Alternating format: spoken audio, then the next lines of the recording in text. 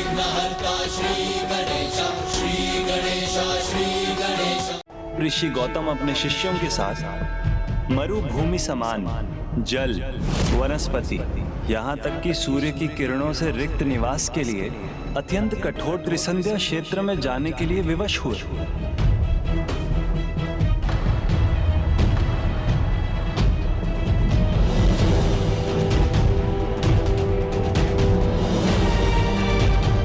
यहाँ तो जीवित रहने के लिए कुछ भी नहीं है। ऐसा लगता है कि यहाँ अकेले पड़े हुए ही हम सभी की मृत्यु हो जाएगी। नहीं वत्स, भगवान अपने भक्तों को कभी अकेला नहीं छोड़ते। जो भक्त प्रभु की भक्ति में झुक जाता है वो कहीं भी खड़ा हो सकता है। मुझे विश्वास है उनके आशीर्वाद से त्रिसंध्या क्षेत्र का ये मरुस्थल भी हरा भरा होकर पवित्र धाम बन जाएगा।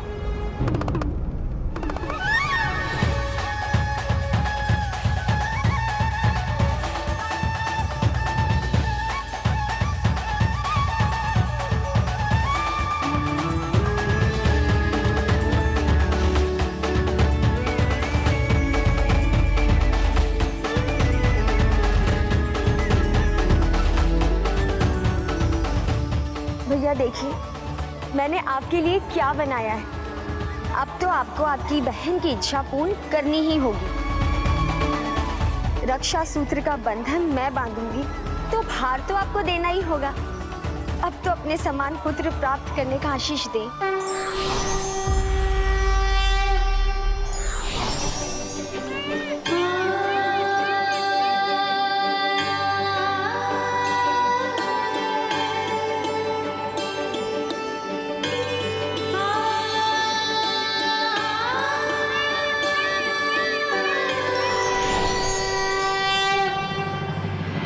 प्रणाम महागणाधिपति जी।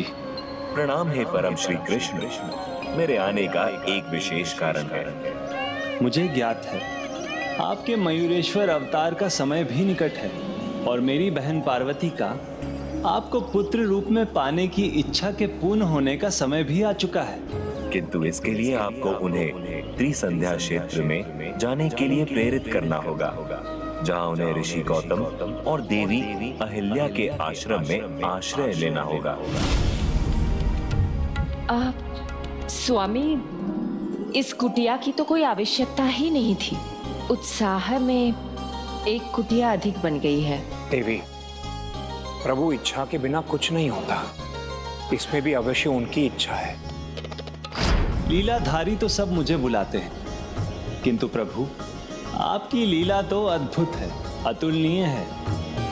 आश्रय पाने से आसरा देने की ये यात्रा अनोखी होगी, क्योंकि जगत पिता महादेव और जगत जननी ऋषि गौतम और देवी अहिल्या का आश्रय लेकर उनका ही आसरा बनेंगे। जब आपने लीला रच ही दी तो मेरा कृष्ण तत्व उसे पूर्ण करने में भला पीछे कैसे रह सकता है। और जब भक्त भक्ति और सेवा से अपना कर्तव्य निभाए तो फिर भगवान को भी तो अपने भक्त को सुरक्षा और समृद्धि दोनों प्रदान करने चाहिए। जगत पिता महादेव और जगत माता देवी पार्वती त्रिसंध्या क्षेत्र में रहेंगे, तो उस बंजर भूमि में भी समृद्धि के अंकुर फूट पड़ेंगे, भक्तों के कष्ट दूर होंगे। मेरा आवाहन तो मेरी बहन बहुत समय से कर रही है।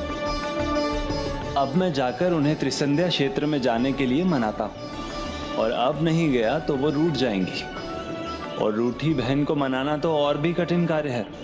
अवश्य प्रभु परम श्री कृष्ण, मैं चाहता हूँ कि आप शीघ्रता करें, जिससे मैं उनका पुत्र बनकर जन्म ले सकूं।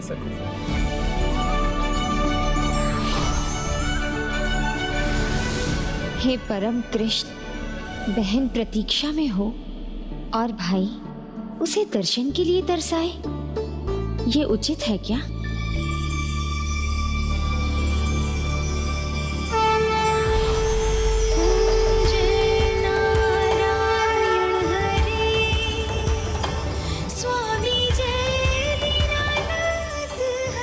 नहीं बहन, आपके हाथ अब मुझे सिर्फ आशीर्वाद देने के लिए ही उठने चाहिए।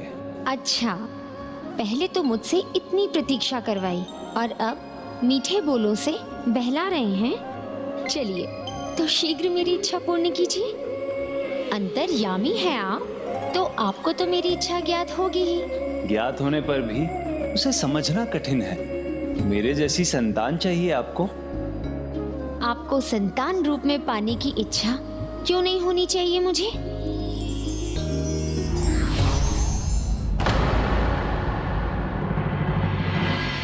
क्योंकि बहन, आप ही तो मुझे चंचल और नटखट बुलाती हैं। वो तो है, किंतु क्या कहूँ, आपके कुछ गुण ऐसे हैं जिनका ध्यान कर मैं सब भूल जाती हूँ। आप समझदार हैं, संस्कारी हैं।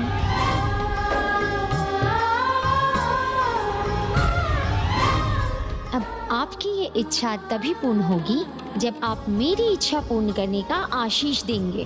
भ्राता हूँ, अपनी बहन को किसी कष्ट में कैसे देख सकता हूँ। मैं आपको आशीष देता हूँ। मेरे तत्वों से परिपूर्ण आपको एक संतान की प्राप्ति होगी, जिसकी बाल लीलाएं अद्भुत होंगी।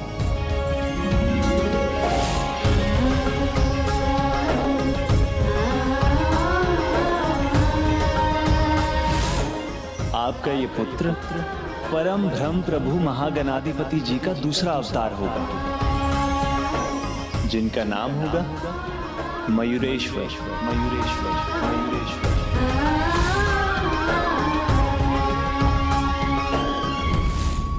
किंतु ये इतना सरल नहीं होगा। किसी भी बड़ी इच्छा की पूर्ति कुछ त्याग करने के बाद ही होती है। इसीलिए आपको भी एक त्याग करना होगा। अपने पुत्र को प्राप्त करने कैलाश छोड़कर त्रिसंध्या क्षेत्र जाना होगा और वहां गौतम ऋषि के आश्रम में शरण लेनी होगी।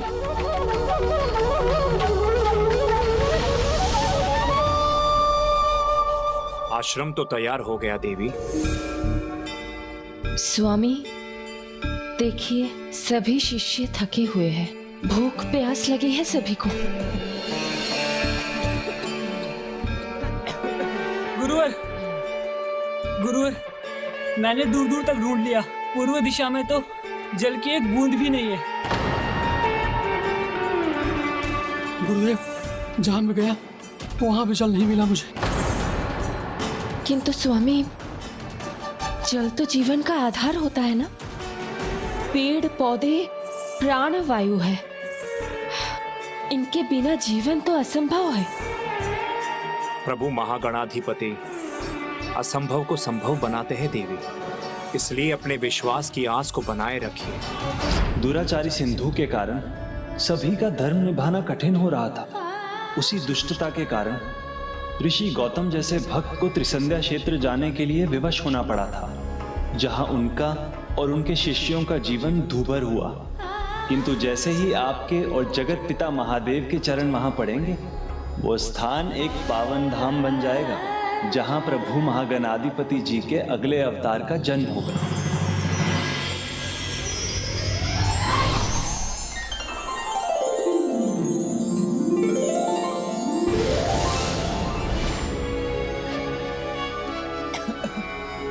अब तो ये प्यास मुझे भी सहन नहीं हो रही। गुरुदेव, किसी भी दिशा में कहीं भी जल नहीं है। सभी दिशाओं में नहीं, उत्तर दिशा से अभी तक सूचना नहीं आई है। हमें अपने विश्वास को जगा कर रखना होगा वत्स। गुरुदेव, जल की एक बूंद भी नहीं है। दुष्ट सिंधु ने हमें यहाँ आने तो दिया, क्योंकि उसे ज्ञात था कि यहाँ जीवित रह पाना भी असंभव के समान है। क्षमा करें गुरुदेव, परंतु जहाँ जल की आवश्यकता हो वहाँ विश्वास क्या कर सकता है? विश्वास पर्वत हिला सकता है वत्स। धरती की अतल गहराई से जल निकाल कर ला सकता है। मुझे पूर्ण विश्वास है प्रभु ने हमें यहाँ भेजा है तो हमारा ध्यान भी रखेंगे। हमारी भूख प्यास मिटाने के लिए यदि माता अन्नपूर्णा को भेजना पड़े तो वो भी कर सकते हैं।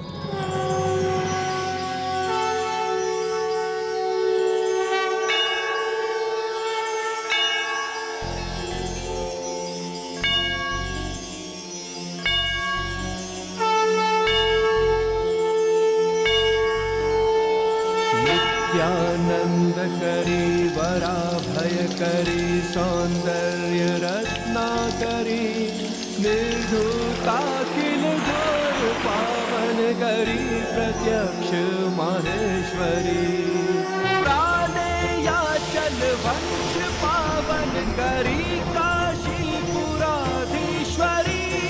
भिक्षा में कृपावलंबन करी माता अन्नपूर्णेश्वरी। गुरुदेव गुरुदेव गुरुदेव जल लाया हूँ। प्रभु की कृपा से बहुत जल मिला मुझे और इस बंजर भूमि पर पेड़ पौधे भी देखा मैंने।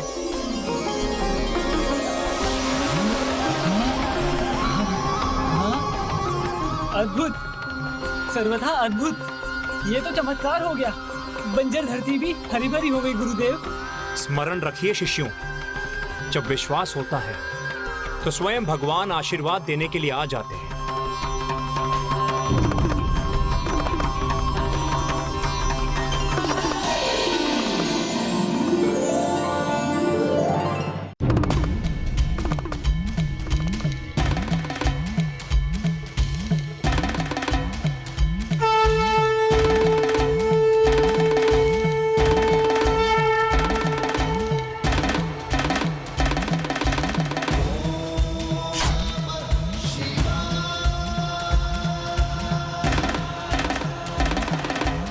गौतम ऋषि, हम आपके आश्रम में आश्रय लेने आए हैं।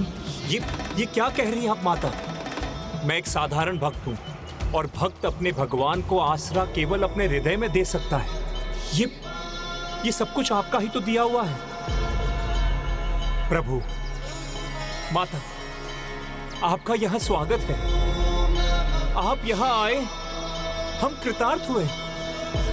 आइए प्रभु, आइए माता।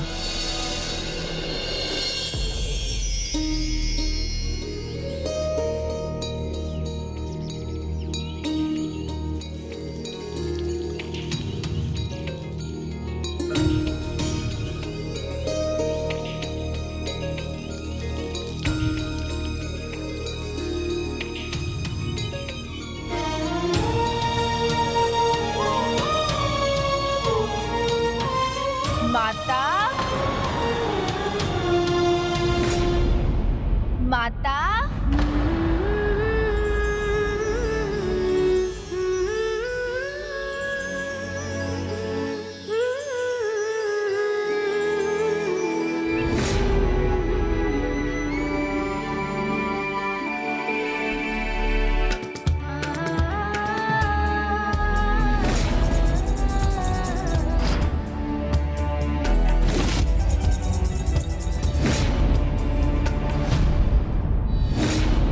इस प्रकार समय बीतता गया और देवी पार्वती त्रिसंध्या क्षेत्र में प्रभु महागणाधिपति जी के जन्म की प्रतीक्षा में व्याकुल हो रही थी। और वहीं स्वयं को भगवान घोषित करने वाले महापापी सिंधु का आतंक संसार में बढ़ता जा रहा था।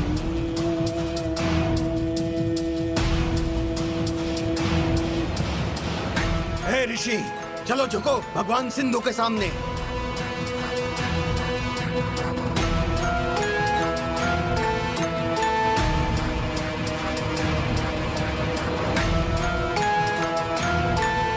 जो शीश भगवान के सामने झुकना चाहिए वो इस असुर के सामने कदापि नहीं झुकेगा। मूर्ख ऋषि,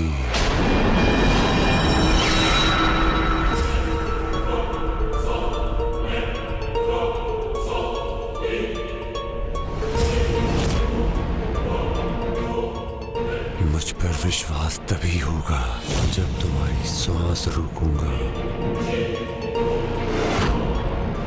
कांपो मत, भगवान सिंधु सभी को उचित प्रसाद देते हैं।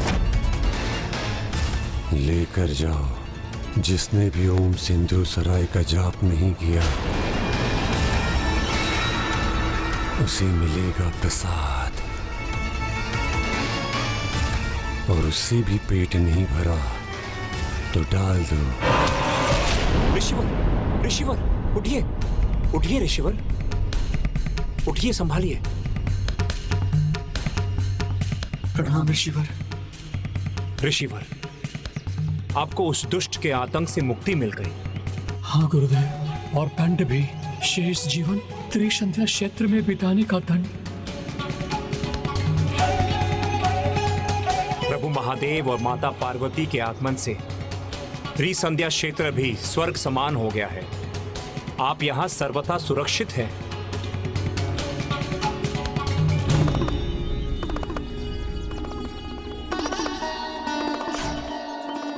प्रणाम प्रभु। प्रणाम। प्रणाम देवी अहिल्या।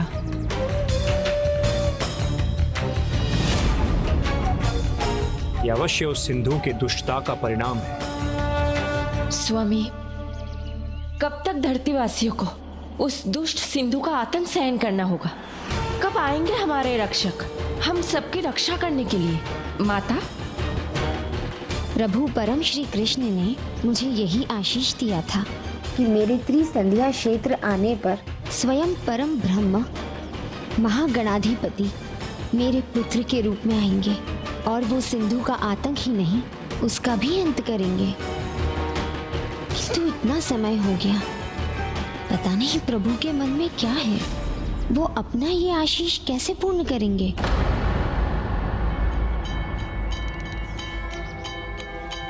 जिस प्रकार हम अपने भक्त की भक्ति की पुकार सुनकर उनके पास जाते हैं, उसी प्रकार आपको भी अपनी भक्ति का प्रमाण देना होगा।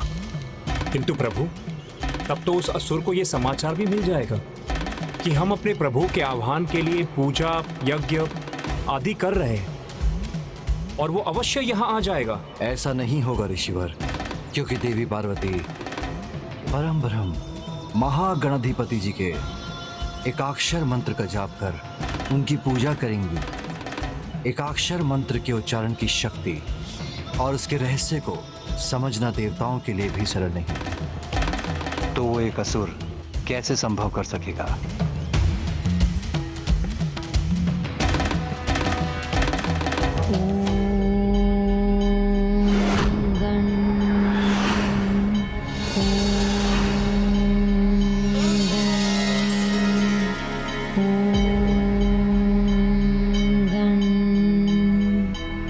एक और देवी पार्वती निरंतर जाप में लीन थी, तो दूसरी ओर देवी अहिल्या देवी पार्वती का ध्यान रख रही थी, और ऐसा 12 वर्षों तक चलता रहा।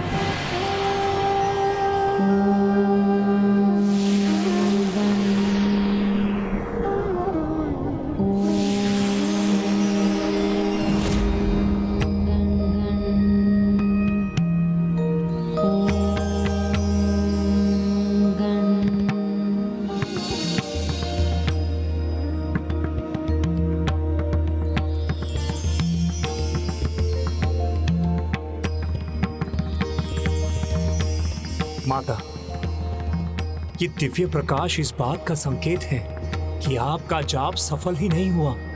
अभी तो प्रभु के आगमन का समय हो चुका है।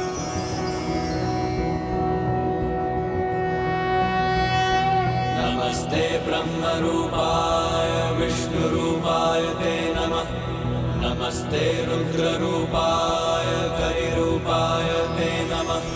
विश्वरूप स्वरूपाय नमस्ते ब्रह्मचारिणे भक्त प्रियाय देवाय नमस्तुभ्यं विनायक। ओम सिद्धि बुद्धि सहिताय महागणपतये नमः।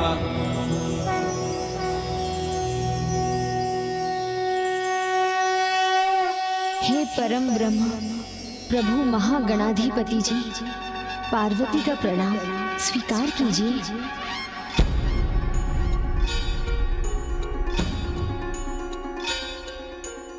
आज आप मेरा प्रणाम स्वीकार कीजिए, क्योंकि एक पुत्र का अपनी माता को आशीर्वाद देना शोभा नहीं देता। समय आ गया है कि मैं आपके पुत्र रूप में आपकी ममता का आनंद लूं।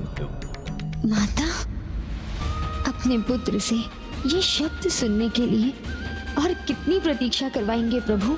आपकी प्रतीक्षा अब समाप्त होने वाली है। आने वाली भाद्रपद शुक्ल पक्ष की चतुर्थी की दोपहर में मैं आपके पुत्र के रूप में आऊंगा।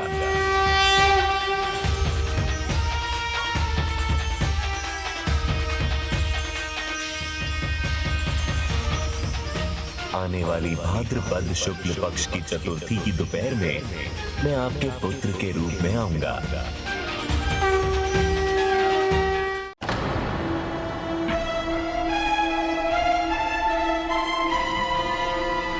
अस्वीकार है मुझे एक ढोंगी को नमन करना। डालना चाहते हो तो डाल दो मुझे त्रिसंध्या क्षेत्र में, किंतु इसके आगे नहीं झुकूंगा मैं और ना ही इसका नाम लूंगा।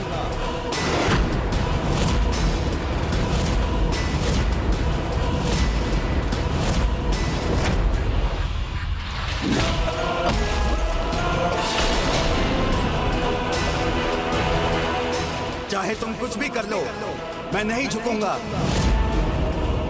नष्ट होगा, कष्ट मिलेगा तो भ्रम नष्ट होगा। जानोगे, मानोगे, भगवान मुझे।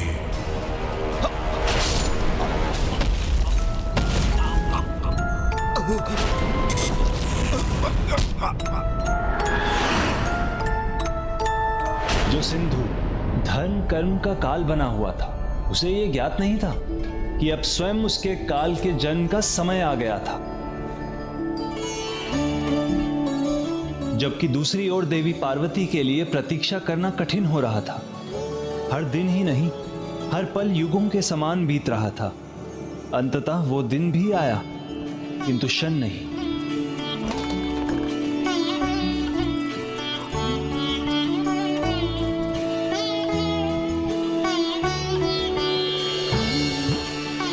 इतने शुभ दिन की भोर में भी सभी आश्रम वासी निद्रा में लीन क्यों हैं? कुछ भी हो, मैं तो अपने पुत्र के आगमन की, उसके स्वागत की उचित तैयारी करूंगी।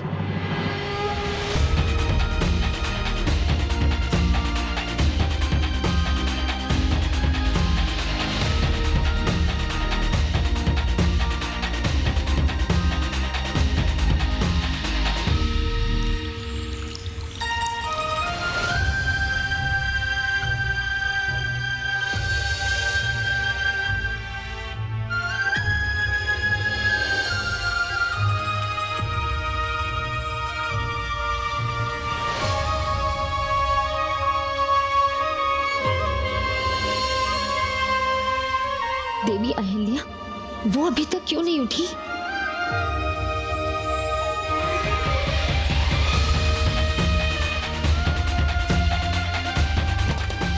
माता,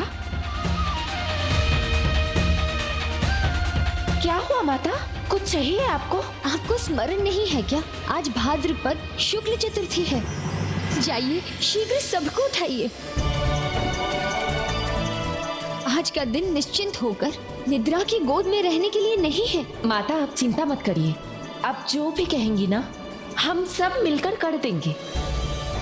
देवी अहिल्या, मैं अपने पुत्र के स्वागत में कोई कमी नहीं करना चाहती, और आश्रम की स्वच्छता का दायित्व आप लोगों का है। शीघ्रता कीजिए, आप सभी पुष्पों से इस आश्रम को सज्जित कर दीजिए। भव्य स्वागत होना चाहिए मेरे पुत्र का। देवी अहिल्या, आप रंगोली बनाइए, शीघ्रता कीजिए।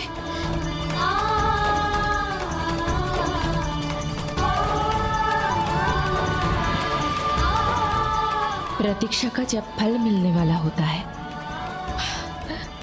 तो ऐसी ही स्थिति होती है। माता का व्याकुल होना स्वाभाविक है।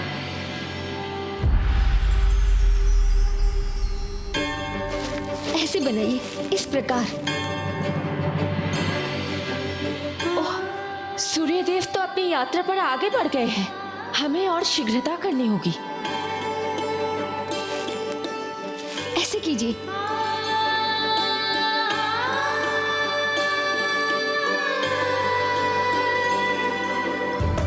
माता, माता, माता।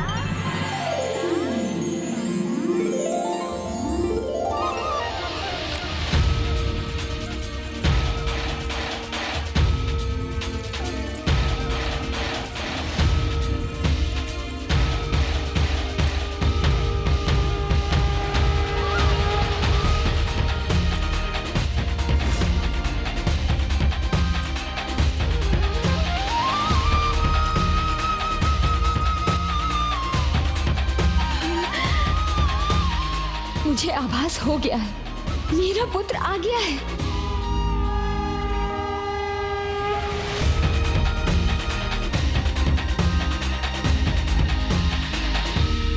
माता,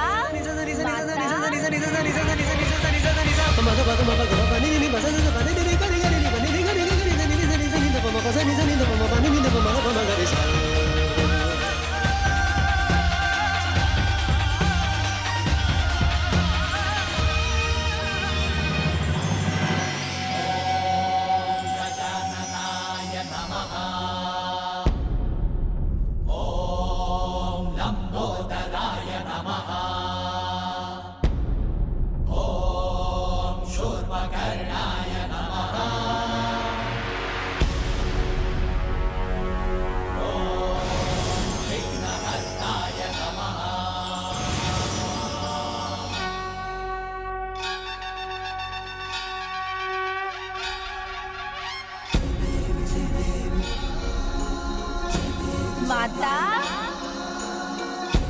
पुत्र,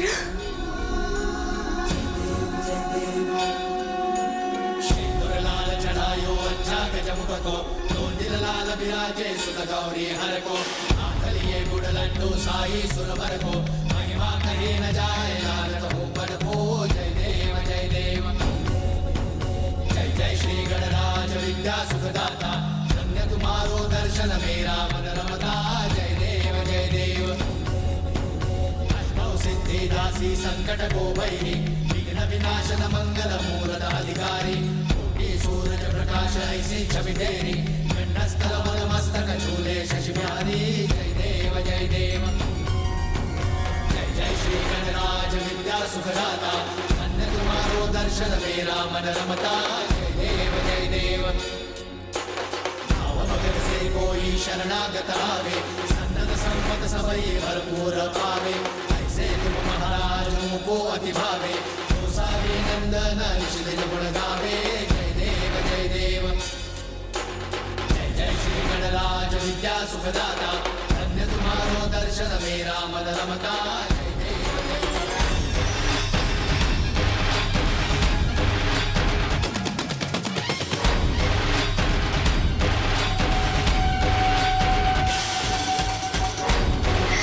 पुत्र,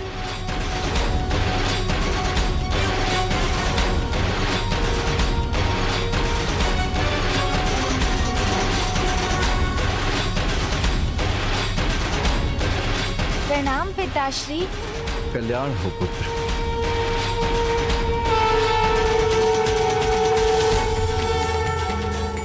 अद्भुत, हमारे पालनहार आ गए, सिंधु से हमारे रक्षा करने वाले आ गए।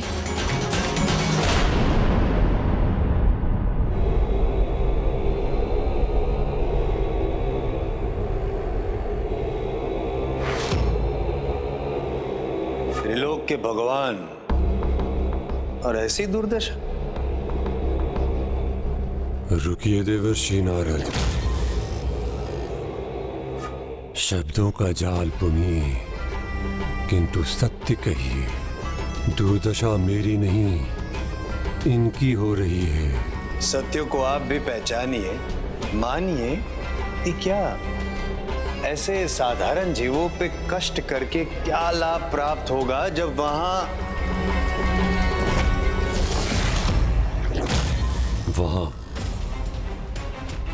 क्या?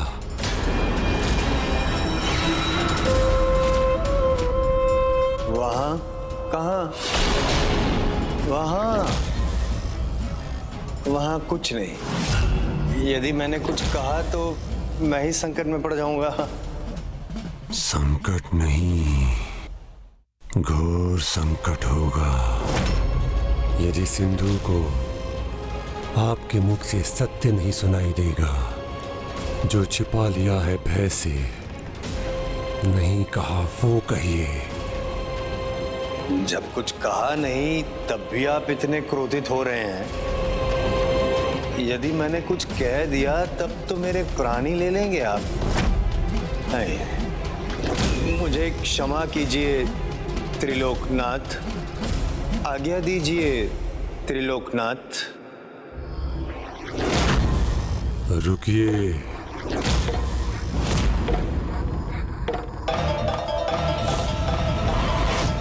त्रिलोकनाथ, अच्छा लगा।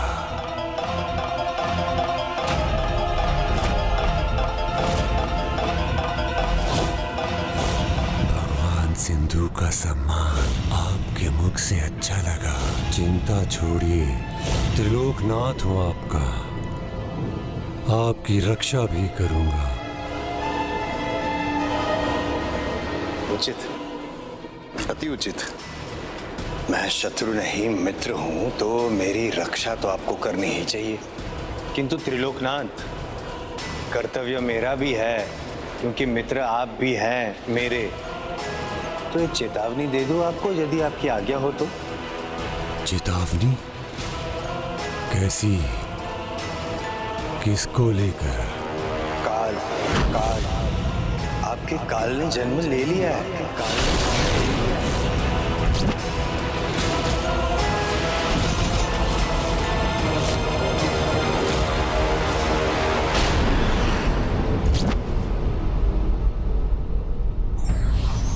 धर्म की तरंगे इतनी शक्तिशाली होती हैं कि उनके प्रभाव से कोई भी प्रतिकूल परिस्थिति अनुकूल और व्याकुल हृदय प्रफुल्लित हो जाता है।